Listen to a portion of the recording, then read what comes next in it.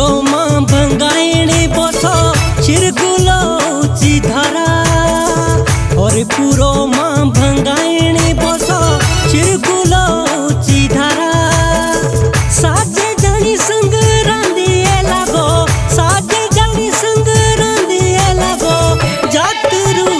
रालारा देवा बीजटा लागो बोलो जातरू रालारा देवा बीजटा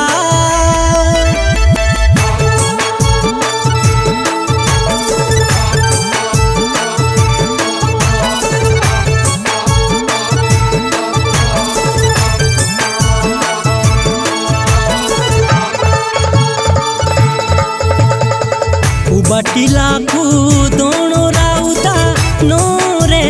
रा घाटो उबाटिला को दोनों राउता नोरे रा घाटो तेरे जानी बोलो भोज गयो सो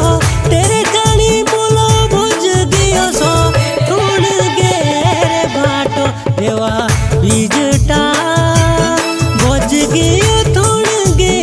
रे भाटो देवा बीजटा भोज गयो थोड़ गे रे भाटो देवा बीजटा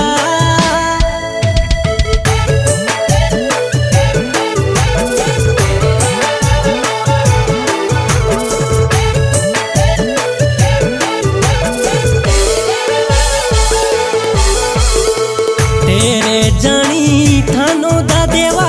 ऋषि मुनिरा बसो तेरे जानी बोलो थानो दा देवा ऋषि मुनिरा बसो तेरे होला बोलो मंदिरो सुने तेरे होला बोलो मंदिरो सुने चांदीरा छो तो देवा बीजटा सुने बोलो चांदीरा छो तो देवा बीजटा।